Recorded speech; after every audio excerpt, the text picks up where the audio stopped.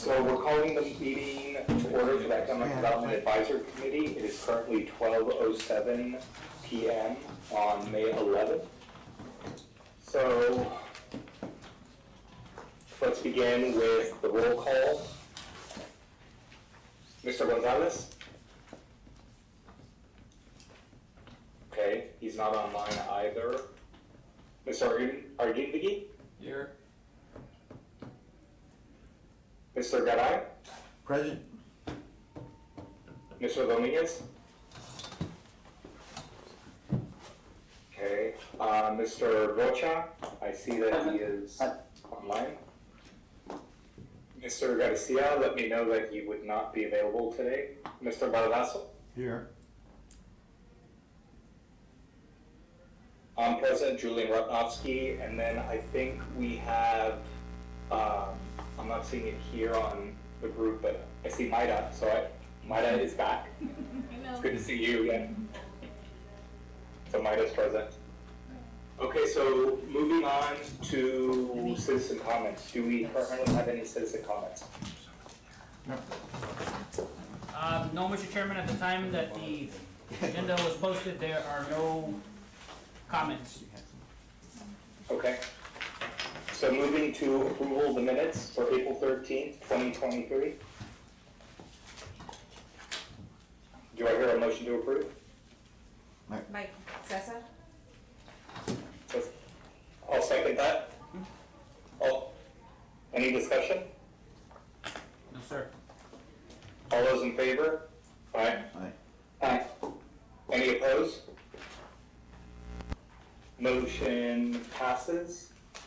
I see City Manager Med has joined us.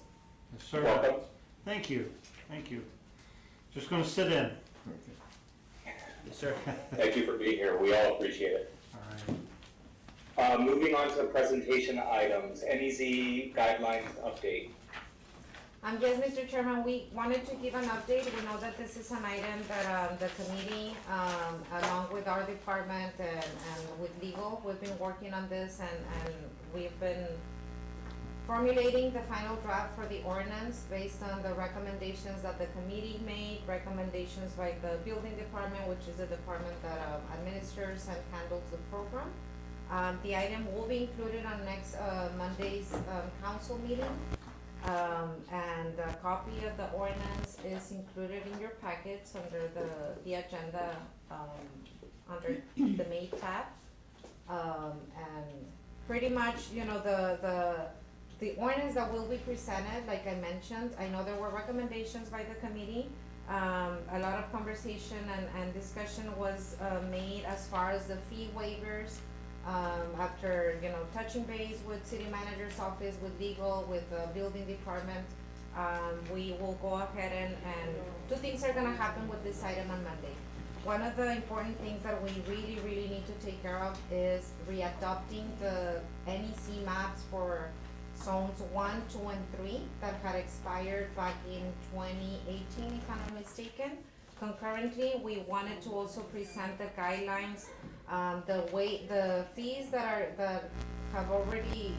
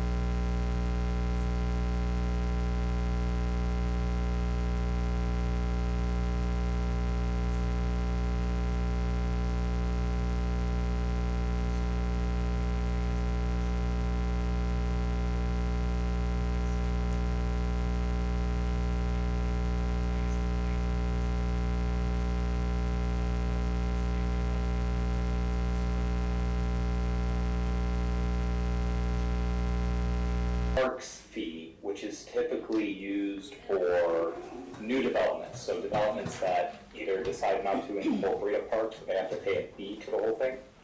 Did we ever get an update on what is going on with that and why that's now being leveraged to inner city redevelopment, which cannot build a park if they wanted to? And Mr. Chairman, before we proceed with that request, I do wanna acknowledge, Mr. Rene Gonzalez. Okay. I'll mark him as president. Thank you. Thank you. Yes, that is an item that, although was recently brought up to our attention, and one of the, I do wanna, make sure that the advisory committee, is aware and understands that at this point with the NEC program, our main intention and the priority is to get the guidelines readopted and the maps. The parkland dedication fee has never been part of the program as a fee that is waived.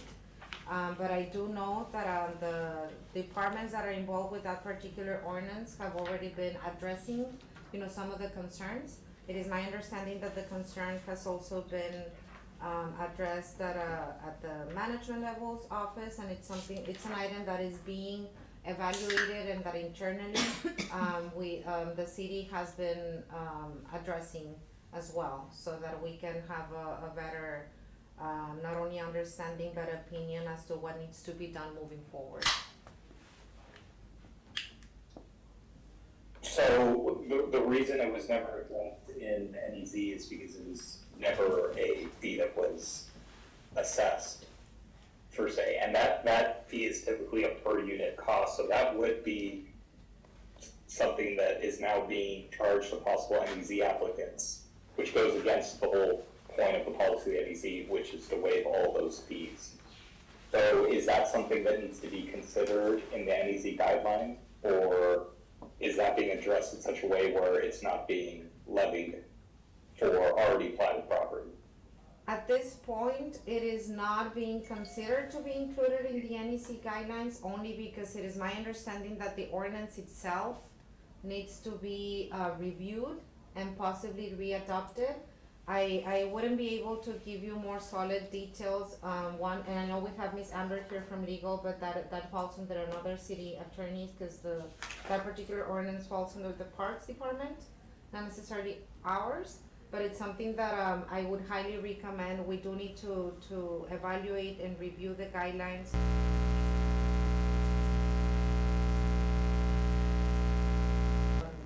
Again, what building and parks department will be recommending as far as the ordinance.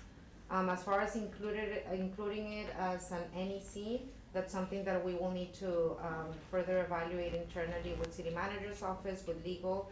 And please rest assured that our intention is to make this program as, available and open so that it can be successful. But at the same time, it is our duty and responsibility to take a look at what the impact could, the impact that it represents as well moving forward with projects and the growth that Laredo is experiencing. Julian, and just, this is Myra, just for clarity, your concern is that the park fee is in, or you don't want it in? They wanna add it to the NEC. The concern is, so traditionally, so that park fee, and I'm not, please Amber or Miriam jump in if I'm not properly describing this, but the park fee is typically for newer developments. Let's say, you're going and you're annexing some, or not annexing, to do the sprawling, typical residential development. You are typically required to build a park. If you decide not to, you are basically leveraged a fee.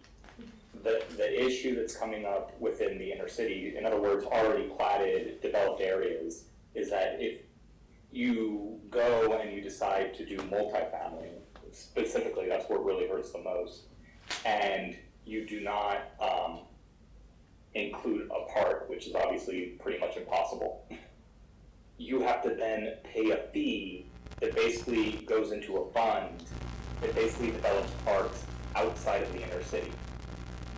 Because so the city uses those funds to then go in and to spruce up existing parks or possibly develop.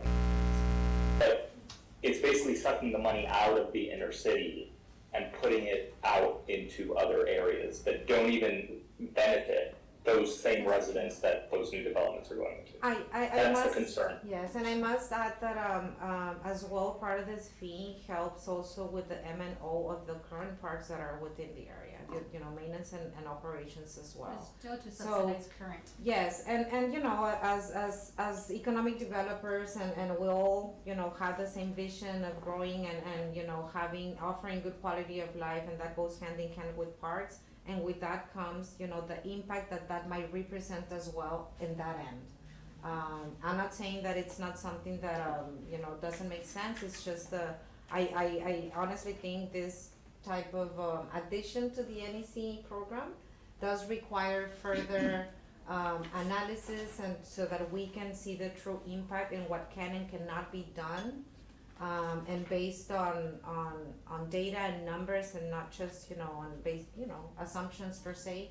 But it is something that, you know, is being looked at. I think that the first step is really evaluating the current ordinance that is there, how it is being implemented, how it's being read, how it's being understood by developers as well. And just have that synergy as to the city and developers having the same understanding of what the ordinance means and how the funds and the fees are being implemented. And then from there, then, you know, consideration for how we can use that as a possible, you know, incentive could be. But at this point, the fee has never been part of the NEC program, and our intention is that we just move forward with readopting the guidelines that have already expired for 2 years, concurrently with the maps that are already expired. And that'll give, I feel that that'll give the city, our department, the advisory committee as well time. And I think I mentioned this at our last meeting, or I might have mentioned this to you, Julian, really considering having an in-depth analysis and study, economic study on what we can do with the NEC program. You know, I think there's a lot that can be done with the program. There are challenges as well, you know, internally. You will see that this program in other cities is very successful. The city of Dallas at one point had as many as 20 different NEC zones. But I think readopting the guidelines and the maps for another 2 years can give the city and our department and the committees and the other departments that are involved enough time to really come up with a strategy plan that can help us either redesignate areas if we feel that there's other areas that can benefit from this program. Because that's the whole intention of the program, you know, that the maps are moved throughout the city so that we can see a bigger impact. The current maps have been there for several years now, and although it has been somehow successful, I think it is in the best interest of the city and the community to see the impact in different areas, because Laredo is not the same that it was back in 2013 when the program was introduced.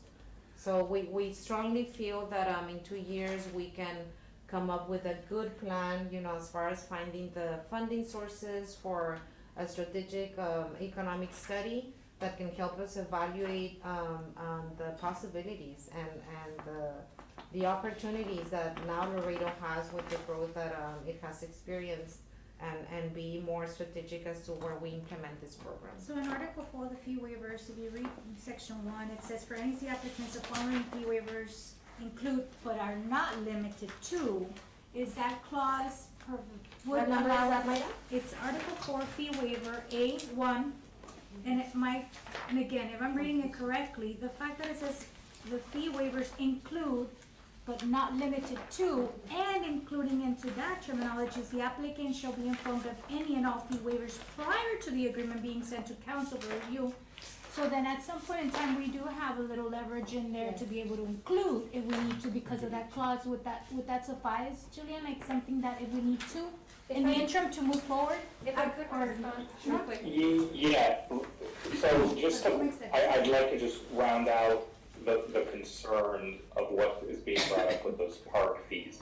Those were, so yes, to answer your current question, yes, but what the issue kind of is, and it's a little broader than the Chapter 380, is the NEC policy right now, is that fee was never, ever actually assessed.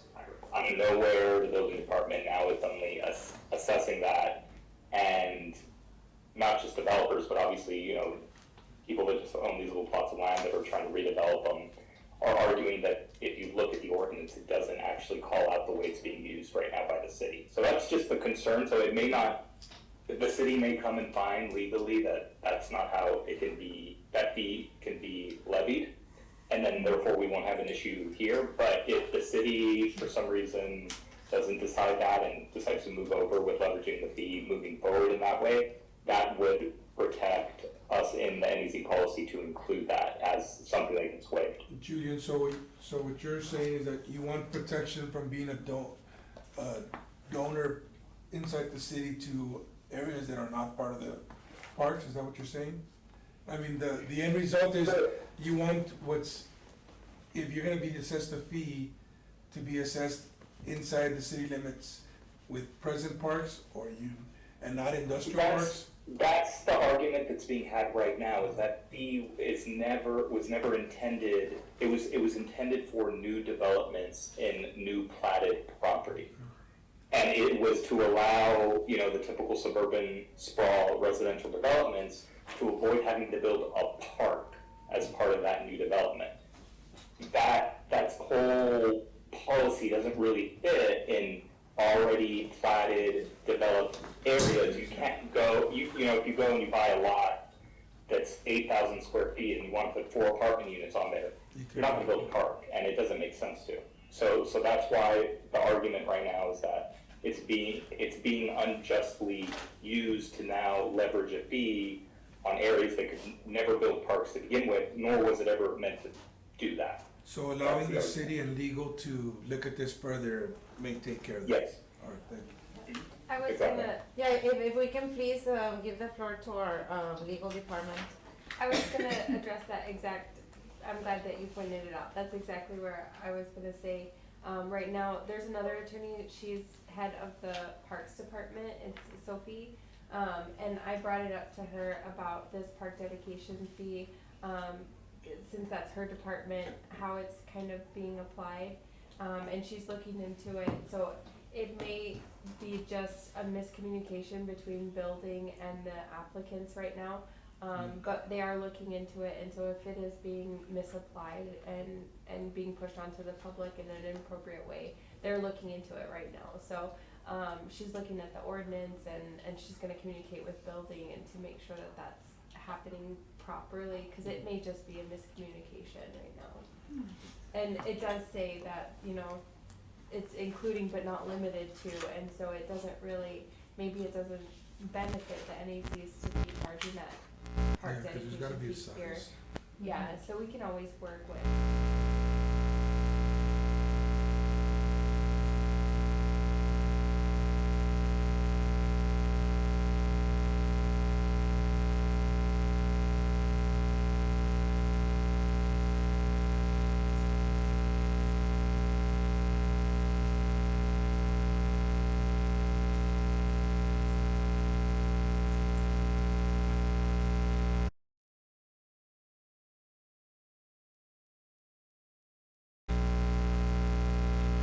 Ordinance would include language to say if an NEZ project is imposed this fee, that the money stay within the inner city, so I guess.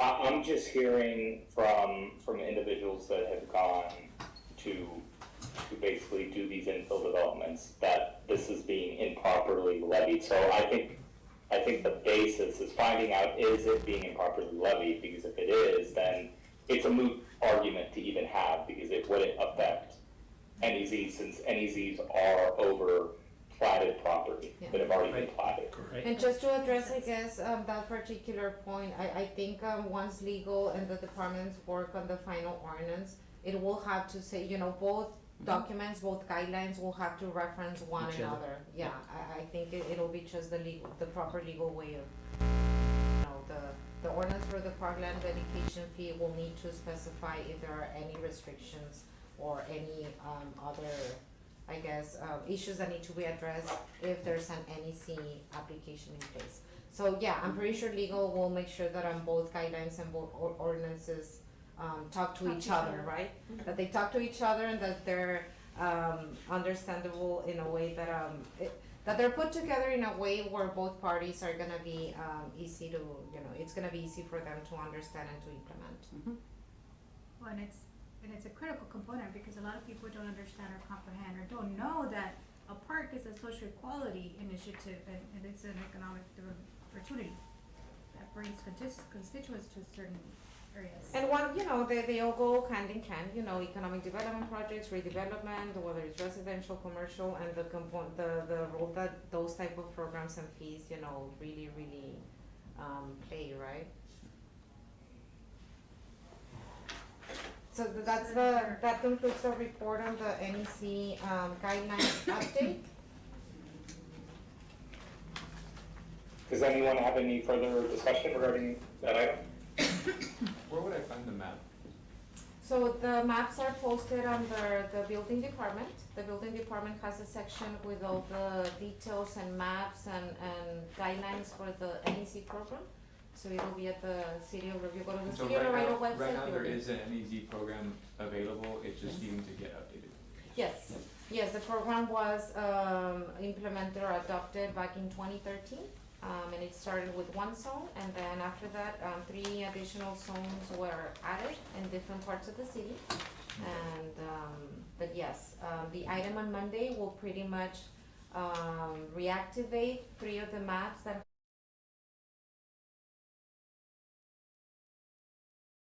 and the adoption of the guidelines that you have in front of you. I know with the other conversation we had at the point, it's digital formatting applications, and then we needed to market it. We said we need to work with our marketing team, Yes. or hire a marketing person for building department, who is the internal day-to-day operations personnel, Yes. and streamlining that And- process. Was And I'm glad that what you that's- bring that up, because I know that oftentimes, and it's good, to compare, the programs that we have with other cities. I will tell you that some of the most successful NEC programs that we have been researching along with legal, Dallas Fort Worth, which was actually recommended by the committee that we looked into. One of the reasons why they are successful is because they have an entire department running the program. And I bring it up just so that we can all understand that if we wanna leverage and grow the program, it comes at a cost as well. Right now, there's not a designated, department. That's one of the things that we would like for the committee, and that's, we're addressing internally as well, that we need to be mindful of that. It will require additional staff if we really wanna grow it, but to your point, that's the whole idea. All the work that we have been doing in the last few months with the parklets and sidewalk cafe ordinance, with the NEC guidelines, revision of our chapter 380, chapter 312, and the other incentive programs that we have. That's the idea. Put together a complete package of incentives that we can all bundle and promote and be able to identify, depending on the type of project that comes to Laredo, be able to identify what's the best incentive that can be offered in order to remain competitive. And then on Oh, and compliance- if I may real quick, just an update, I spoke to, the county, which was not participating in the NEZs for the longest time, and I got verification from the county's attorney that they are now accepting applications also. But they said the way they are doing it is it first has to go to the city of Laredo, and then the city's supposed to forward it off to them. Yes, and Mr. Chairman, thank you for sharing that with us and for sending me the documents regarding the Webb County's program. I did reach out to the county, and all of them, Nathan and Lalo, they're aware, they're more than willing to meet, with the city. And I think we're at the perfect time to start that communication and connecting that bridge to where we can combine both programs as a stronger, incentive for people that are, looking into redeveloping. So we shall keep you posted on any further meetings with the county, because I just think that helps, leverage, our program as well. And county has what type of personnel is handling the NEZ project? Do you know, Julian? They're running it through their economic development and, the city attorney's, the county attorney's office. They're But just keep in mind that jointly their program processing. has been dormant. Yes. from what I understand. Yes. Yes. Yes, it was dormant. They said they actually activated it a while ago, but I guess they didn't market it, which is the most important part about these programs. Is it's not just about having them; it's about letting people know that they exist. Yeah. So yeah, The last comment that I would like to make on that is, ask the committee members to be very mindful.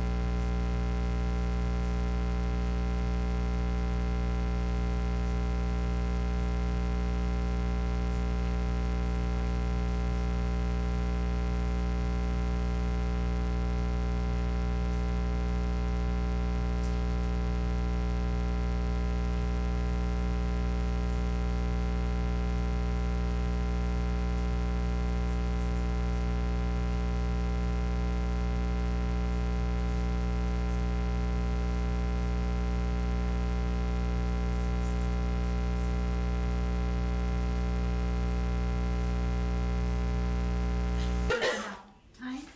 No. Or infrastructure? No, That's the for- last that I recall. And then the other thing was that we had like a front desk clerk trying to market and or manage the day-to-day operations of, and I know that was one of my questions. I don't know if you remember, Julian, so I just wanna make sure that the person or individuals that are gonna be overseeing this initiative are qualified to push, not just here, you have time, do it. type And of I think in initiative. due time, that is something that internally at the city, working along city manager's office and structuring maybe, you know, the resources that are needed, I think that's something that will be addressed in time internally with the appropriate departments to make sure that we follow your advice and that we make sure that the program is as successful as it can be. And obviously, as committee members, the expectation is once it's up and running, that we also support and advocate for the program ourselves, wherever we go to conferences or whoever we're meeting with, obviously to endorse the importance of our city programming, especially if it's a good economic opportunity for our city. And I think, you know, once the guidelines are readopted and whatnot, it'll be beneficial if we designate one of the future meetings just to go over all the details about the program so that the committee can be fully aware on, you know, or at least, you know, the key points of the program and what the intention of the program is and what the limitations of the program are as well. You know, this incentives, like with any other incentives, these are put together as a way of bridging the gap of any type of redevelopment or investment. And Julian, you've heard us say, and you have mentioned it many times as well, where the but-for, you know, test also comes into play. And just, you know, make sure that we all are on the same page as far as what can and cannot be done with the program. And we're recommending to exclude car washes, Julie. I did read that. I saw that and I was like, let me do this. That was a good call. yeah. I think we incorporated all of the recommendations from EDAC except for the parkland dedication fee and The minimum capital investment, the minimum capital investment. Okay, any other further discussion? So moving on to action items, discussion with possible action on a number of items to be added to the agenda by Fernando Velasco. Welcome, Fernando, I know this is your first meeting. Yeah, thank you, Julian. I belong to other committees and I've been involved in the part of the NPO up to transportation. And I think just to make it more efficient, you know, most people here are either business owners who have a really busy schedule. So to have set up a guideline where we need to have at least a minimum of 3 items, just to give an example, you know, it can be any amount of items, and a maximum of items to discuss, so we can stay here, you know, stay within the hour frame. If we only have 1 item to discuss, maybe we can just add it and skip that meeting if, you know, we don't have anything that's gonna be worth our time or, you know, your time, everyone's time. you know, it's just an idea, and that's what we've implemented in another committee, so just throwing it out. If I may add, and if I may make a recommendation to the advisory committee to really consider this as well. It also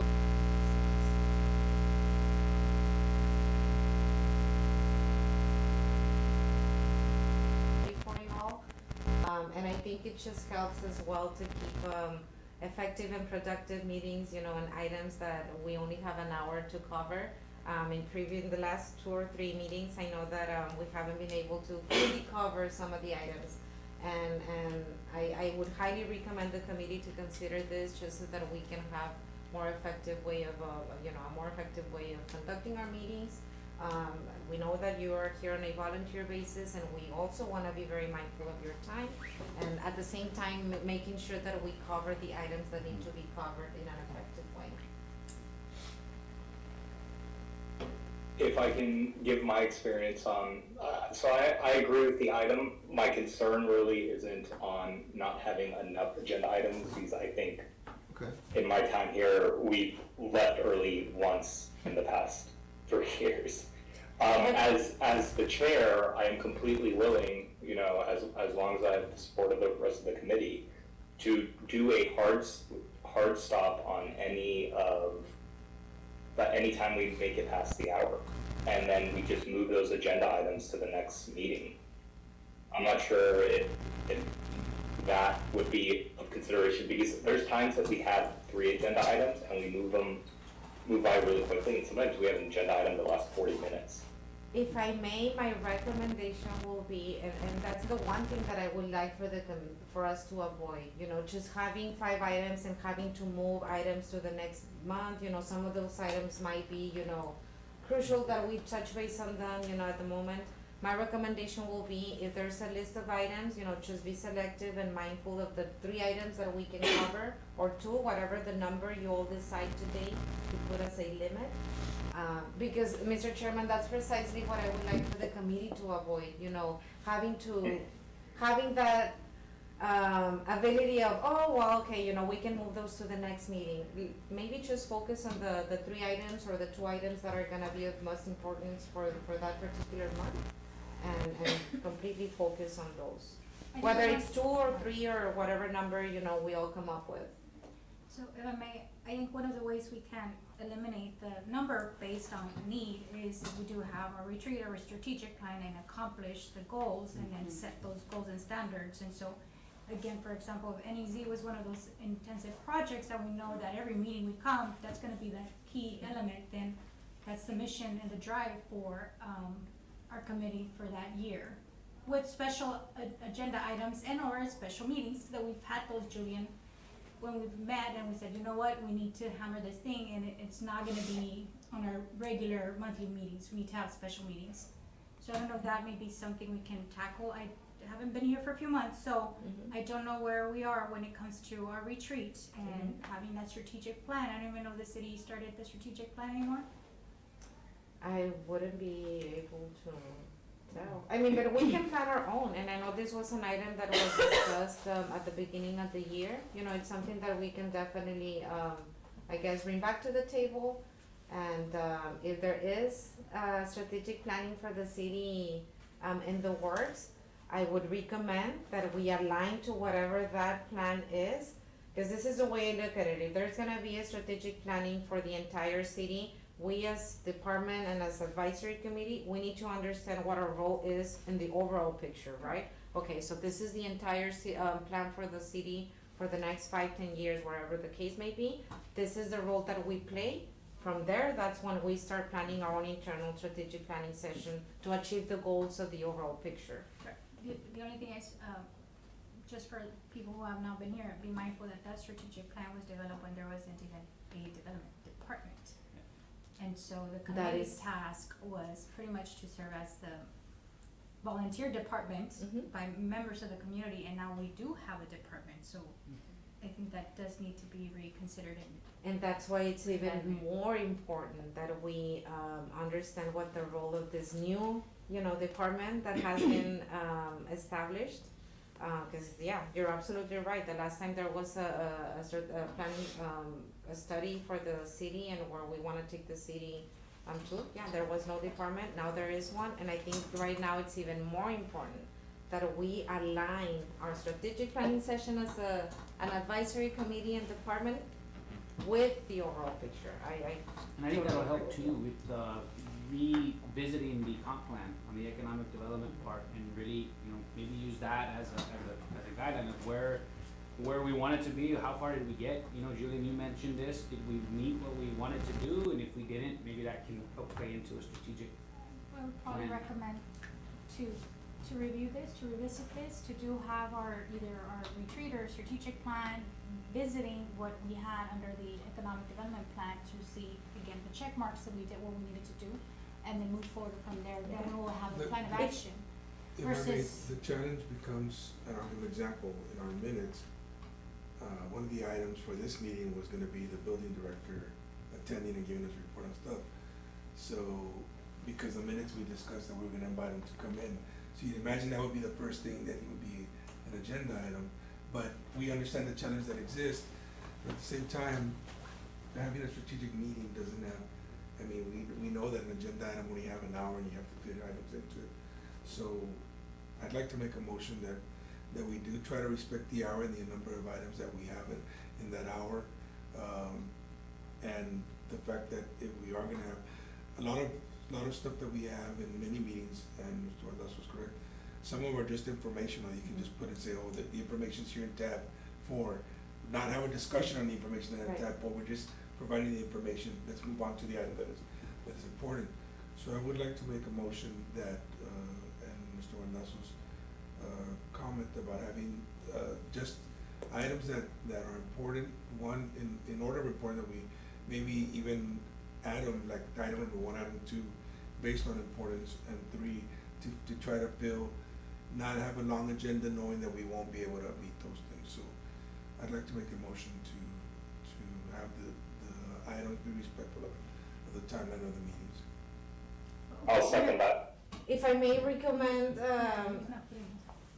Go Second ahead. for a revision discussion. to, yes, yeah, So discussion. can we bring back the item for discussion?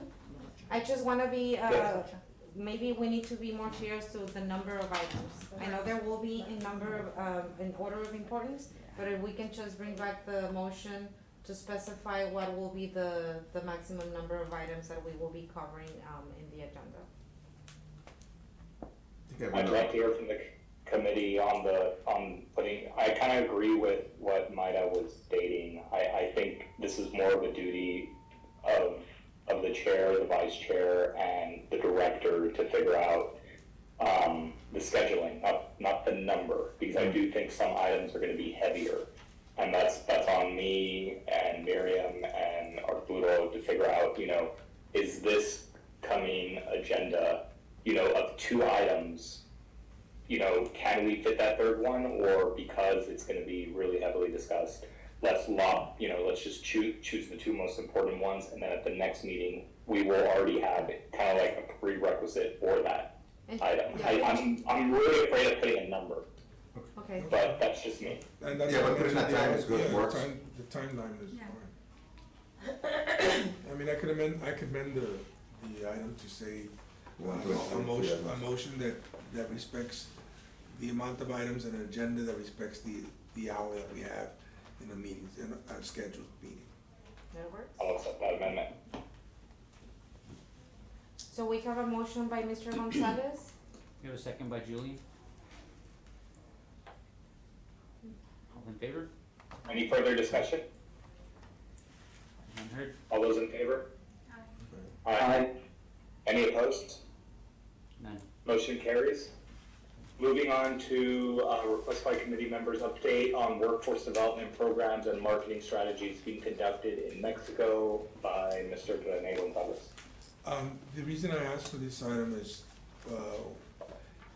in talking about economic development, many businesses don't know exactly what skills development organizations like the Laredo College have and offer. Maybe if we can do, and I have an opportunity where they do a presentation on these are the programs that we offer, just so that the business community understands that oh, they offer this service, I could send my staff, my employees to go learn of that.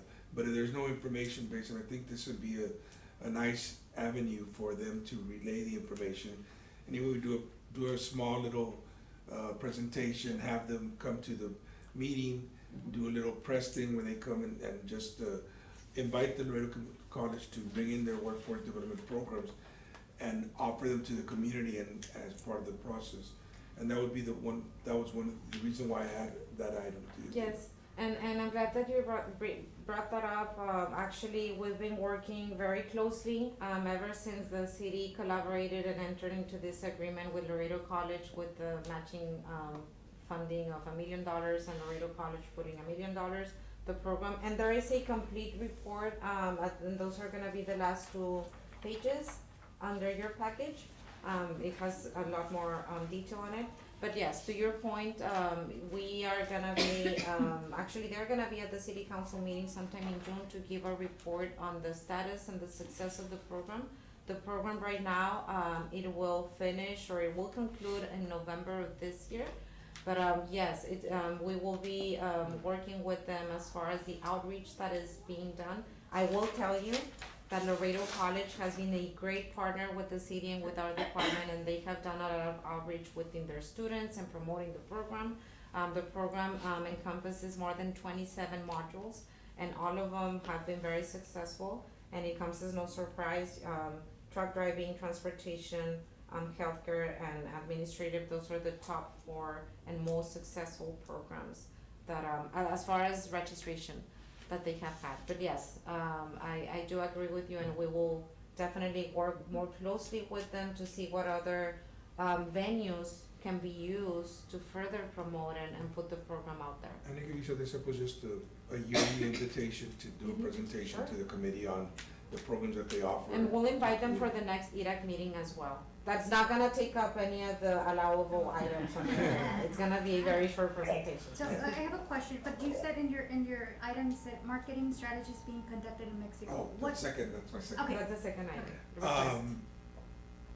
And Mr. Baldasso knows this from being involved in the trade community.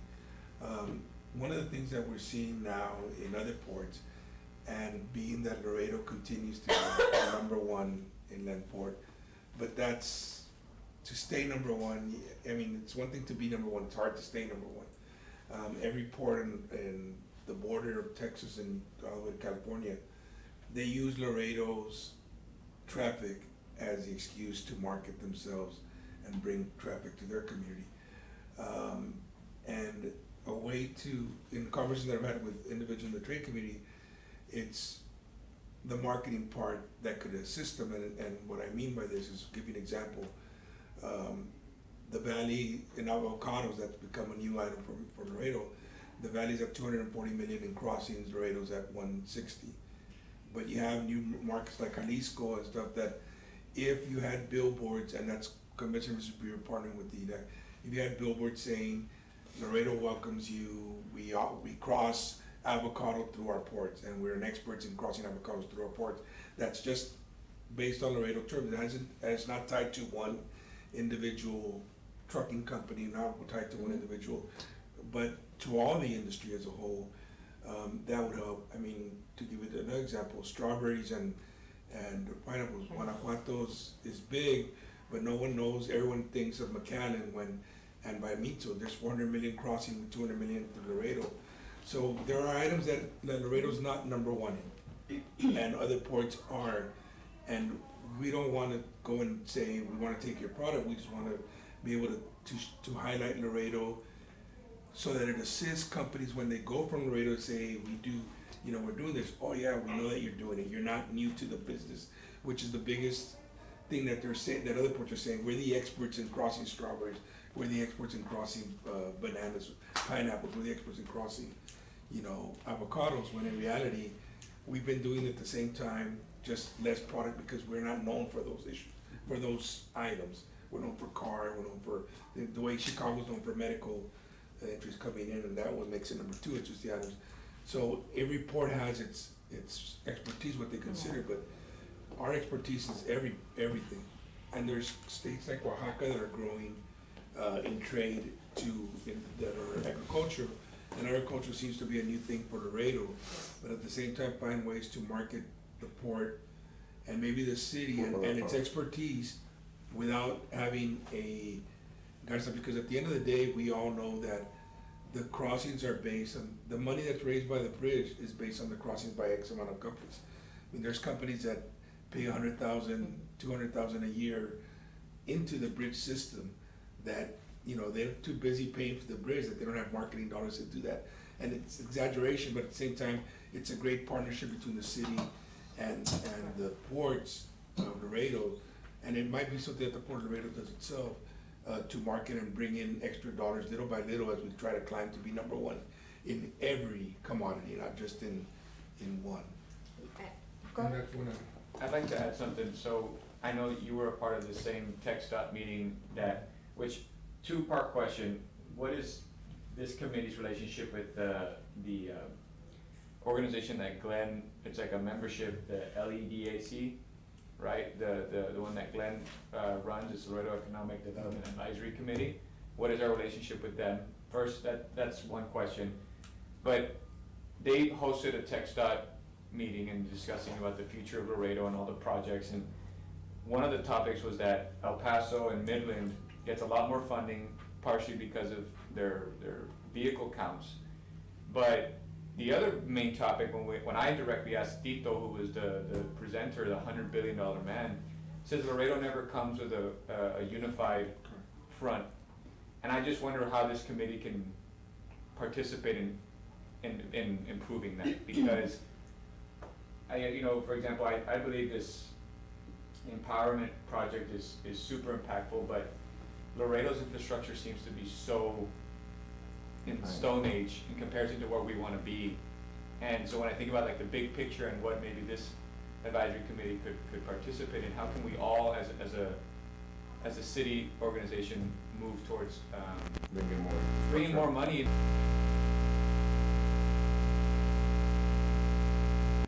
Yeah, exactly. It is. We're pushing in every direction, but one solid direction. So we have all these committees pushing in their own.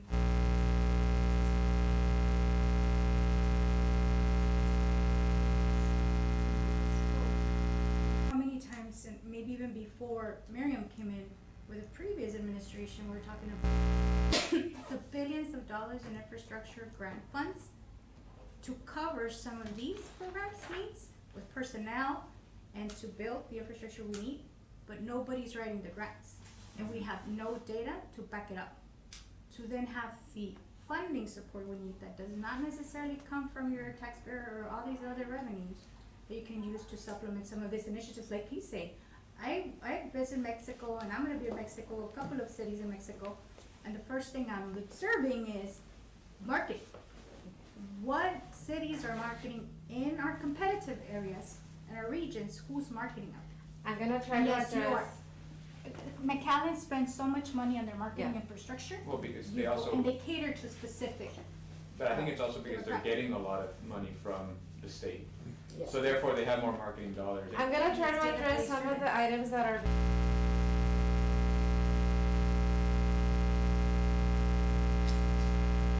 We're getting close to 1 o'clock, Yeah, so for I'll quick just time. take like 3 minutes, I can talk really fast. Okay, yes.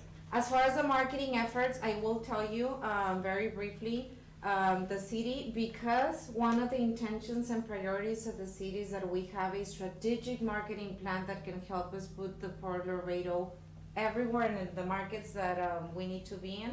They created a marketing department for the Port Laredo that's under the bridge department. I will tell you that there has been some initiatives and some entering the markets, participating at expos in Querétaro, Monterrey, strengthening our relationships with the government from Nuevo Laredo, because they themselves, go to other markets as well, and we collaborate with them.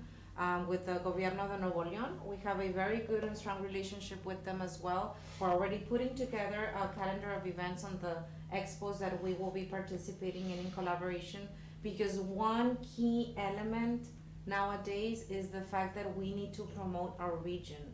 It's the Port of Laredo, but as well as we're the only city that has international bridges with 2 different Mexican states. how big is that, you know, how great that, you know, makes Laredo. But, and that goes, I want to interrupt quick, because I just wanna say one thing with an audience.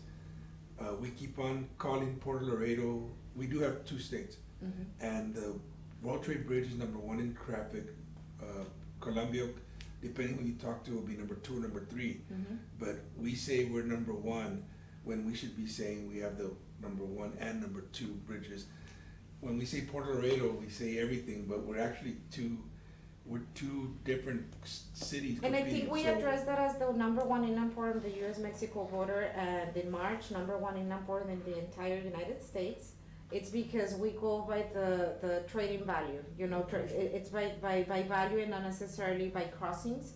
And I think that that's also a very powerful and impactful number, right? And that's why we combine all our international bridges as into one, because that's the one community. We're the number one community in inland port, and as such.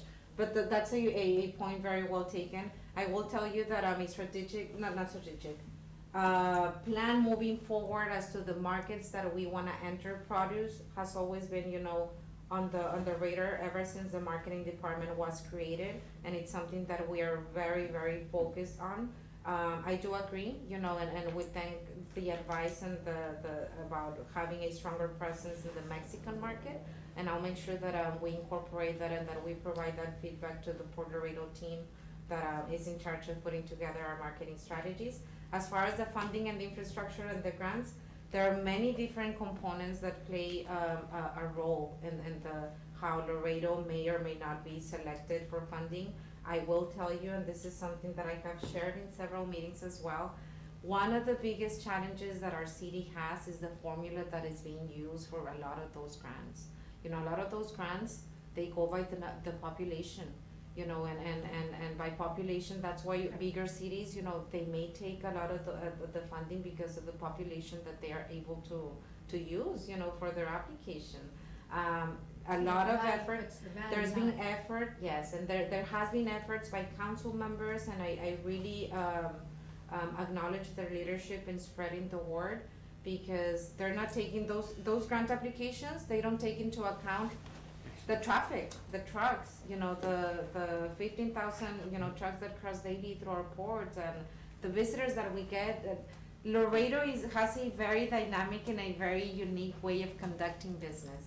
You know, we have people, and that's something that is very unique to other ports, you know, Houston, Dallas, the ones that do get the big, you know, bugs as far as grants. But it's something that we're fully aware of, and we're doing our job in making sure that we send that message at the state and federal level. And now, the power that of having a unified voice, like you mentioned, Mr. Arguindegui, is in that, you know, we can all have that same voice and advocate for the same issues that our city is facing in order to be able to get those fundings. I think there's a lot of power in that. If we can all have a unified voice and move in the same direction as to what we wanna bring to our city. That's only one of the many challenges that could possibly, you know, play an important role in maybe missing out on some of the grants.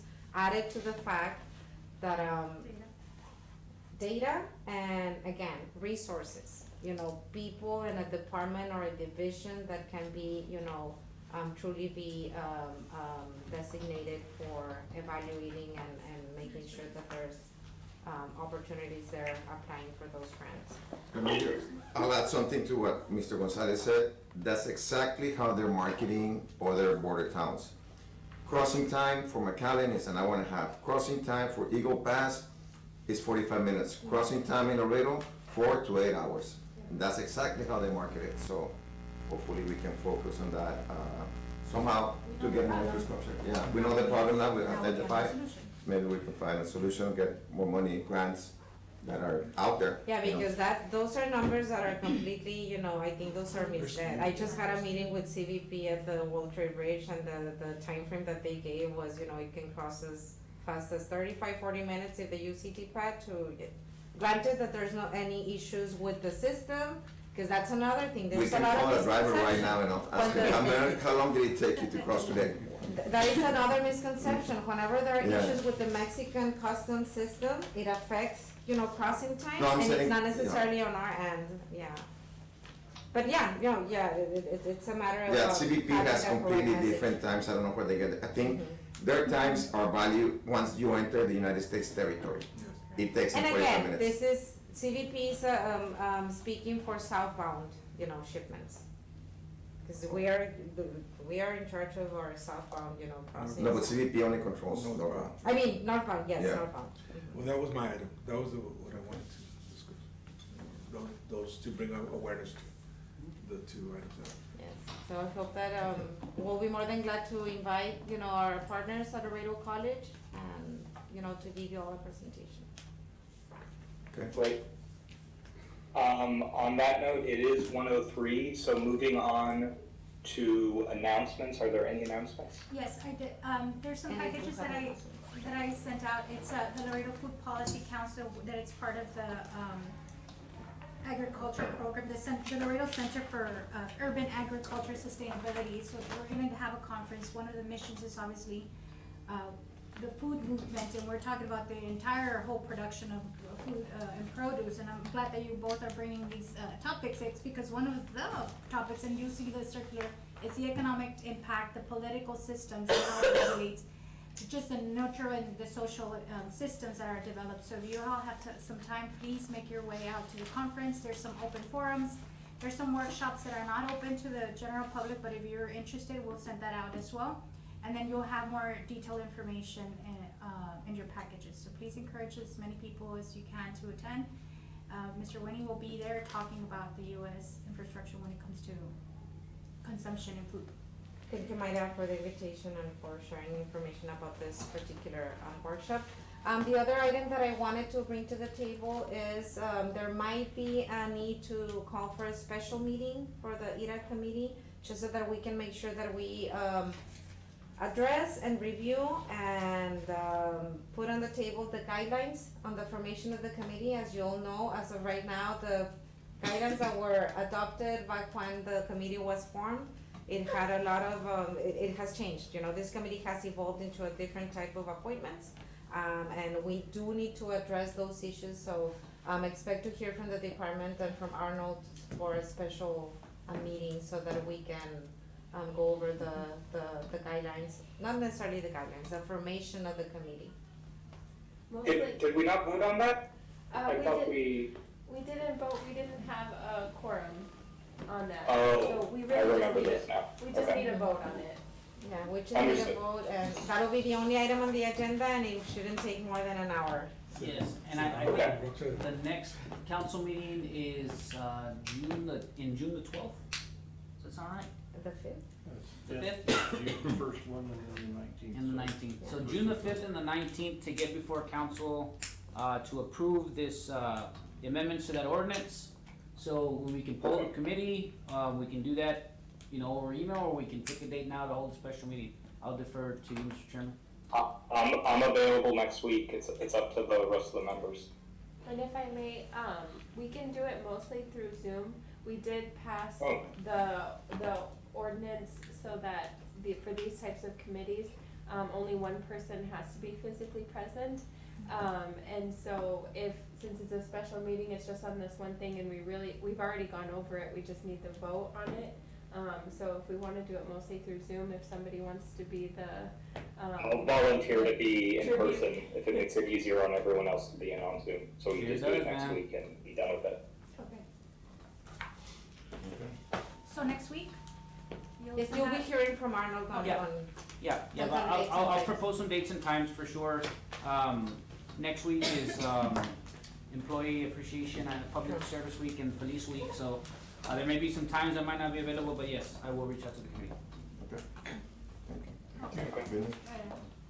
We hear a motion to adjourn? Okay, is there a motion to adjourn? Motion? Mayra, second? Second?